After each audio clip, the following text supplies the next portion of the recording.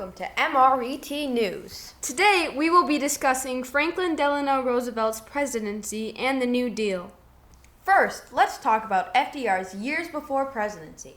For college, FDR went to Harvard University and Columbia Law School.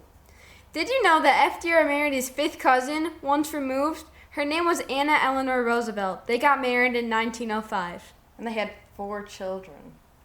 Furthermore, FDR served in World War I as Assistant Secretary of Navy. In 1920, he was the Democratic candidate for vice president. In 1921, FDR got polio and temporarily removed himself from the public eye. Both of his legs were paralyzed from this disease. Currently, polio is no longer a threat to America. At that time, though, polio was a terrible disease that harmed many people before the vaccine was created in the 1950s. After being cured of polio, FDR returned to public life and became the governor of New York in 1928. 4 years later, in 1932, he was the Democratic presidential candidate and was against the Republican candidate, Herbert Hoover. FDR accepted his nomination in person. His speech was the first time he spoke about a New Deal to help the jobless, the poor farmers, and the elderly. He won by a landslide! Woo! Though it was to be expected because his opponent was incredibly unpopular. One of his first actions as president was creating the Brain Trust to help him fix the economic crises of the Great Depression. They were college professors who were experts on economic issues. They aided Roosevelt in creating the programs of the New Deal. FDR also chose able advisors while in office. One of these people was Harold Ickes, who was chosen as Secretary of the Interior despite being a Republican. Another one of these people was Frances Perkins, who was the first woman to hold a position in the cabinet. FDR encouraged all of his staff and colleagues to, quote, take a method and try it. If it fails, admit it and try another. But above all, try something, end quote. First, to tackle economic issues, Roosevelt had to strengthen the banking system. Anxious depositors took their savings out of banks, and many banks eventually closed, unable to meet people's demands. People even resorted to stuffing money in their mattresses or burying it in their yards. One of Roosevelt's first actions once in office was enacting a bank holiday. All banks in the United States were closed for 4 days. Then he asked Congress to pass the Emergency Banking Relief Act. This meant that only banks with enough funds to meet depositors' demands could open again. However, banks that didn't meet demands had to stay closed. Often, FDR talked to the citizens of America via radio. He called these fireside chats, and over the course of his presidency, he made 30 of these speeches. During his first radio speech, he convinced Americans to return their money to the banks. After that, from March 9th to June 16th, Congress passed a record of 15 laws. This period of time was known as the 100 Days. All of these bills and laws made up Roosevelt's New Deal, which laid out 3 main goals. The first of these goals was relief for the jobless. When FDR took office, 13 million Americans were out of work. He created many relief programs to aid the unemployed and help them to get new jobs.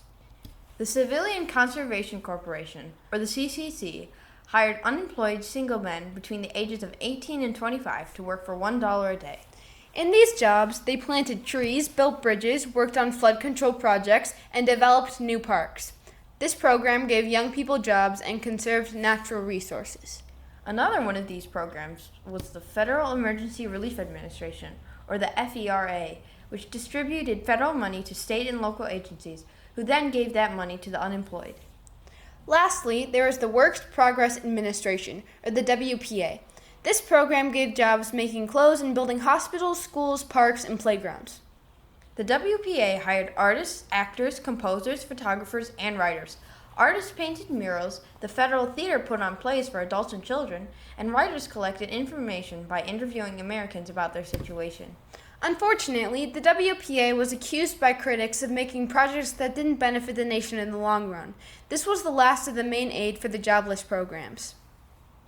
The next goal of the New Deal was reforming the economy. FDR had a huge job to boost both the industry and farming economies. Overproduction and the declining prices that followed were the known causes of the Great Depression. FDR and the New Dealers created plans to control production, stabilize prices, and keep workers on the job. The National Industry Recovery Act, or the NIRA, made sure that each industry wrote a code for production. The NIRA worked to end price cutting and worker layoffs. Later, Congress set up the National Recovery Administration, or the NRA, to enforce those codes. Companies that followed the NRA codes had their products stamped with a blue eagle. People were encouraged to only buy from companies that displayed the blue eagle of the NRA. The only problem was that many companies ignored the codes. Small businesses also felt that the codes favored large companies. The NRA also set up the Public Works Administration, or the PWA. This hired workers for many public works projects and promoted recovery. The PWA workers built projects such as Grand Coulee Dam, public schools, 2 aircraft carriers, and a deep water port. Even though they completed many projects, the PWA did little to bring about recovery.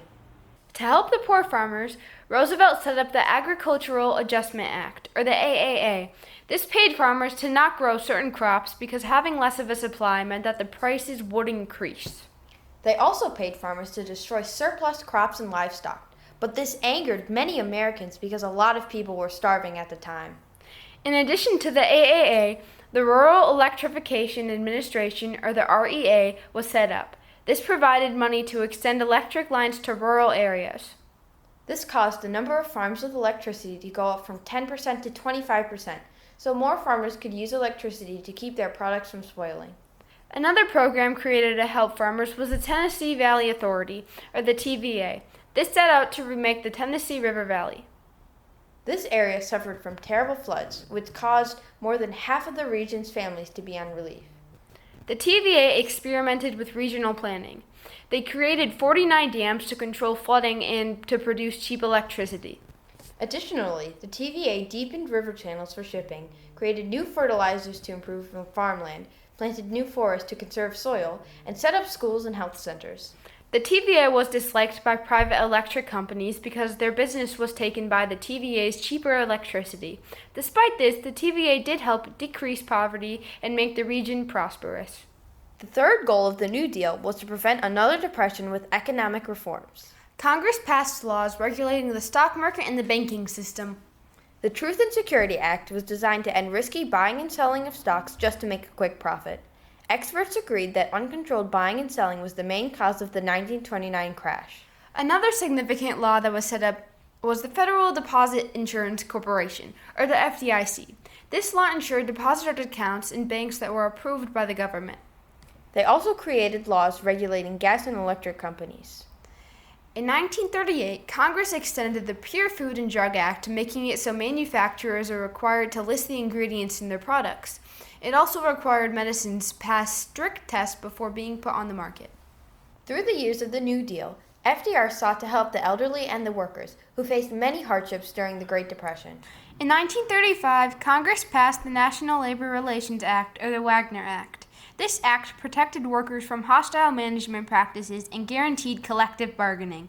Collective bargaining is the process by which a union representing a group of workers negotiates with management for a contract.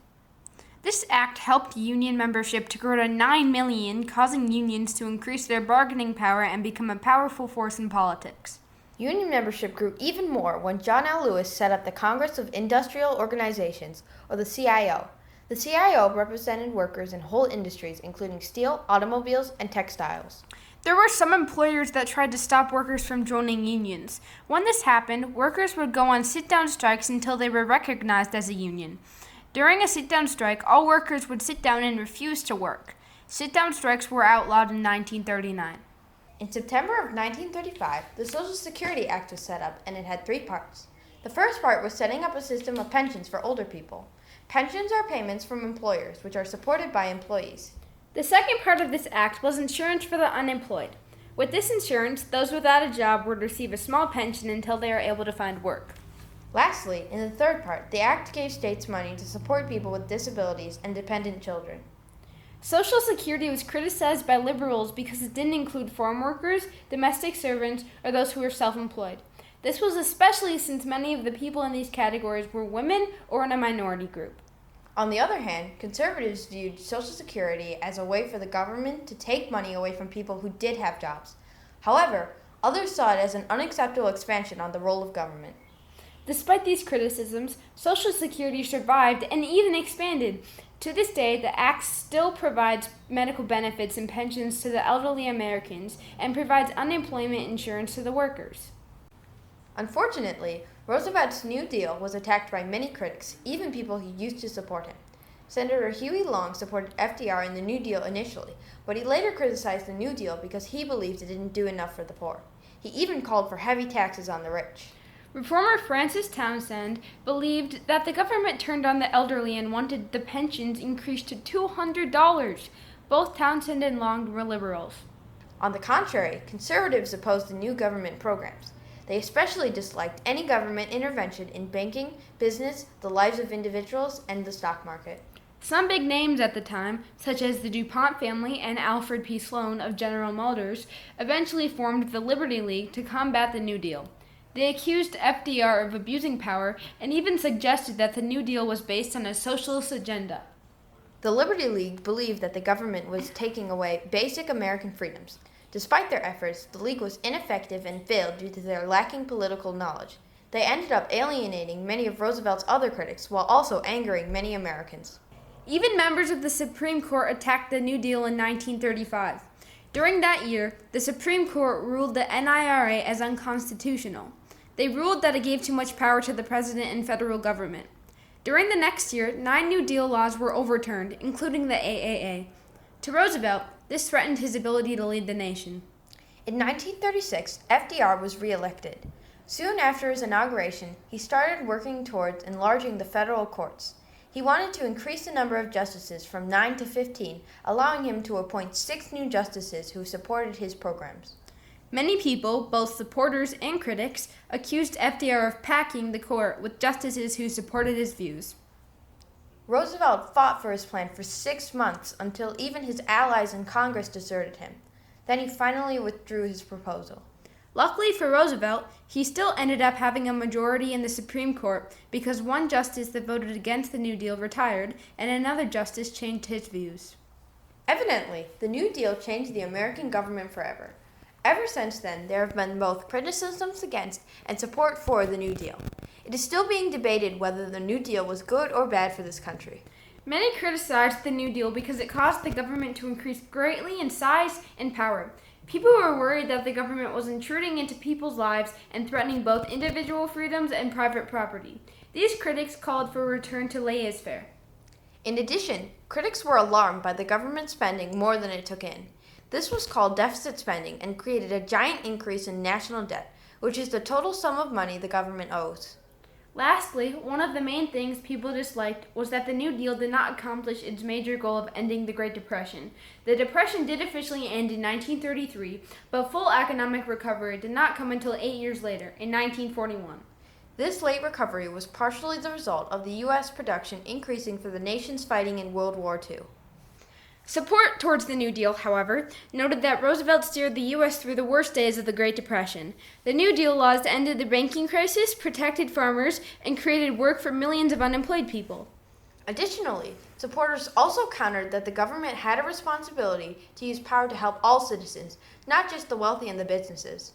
New Dealers said that the New Deal programs, especially Social Security, were necessary for national survival. The New Deal saved the nation's democratic system. There are many examples in history of nations replacing democracy in times of crisis. FDR restored the nation to economic health while preserving democracy. Well, that's all the time we have for now, folks. Tune in to MRET News next time as we discuss what life was like during the Great Depression.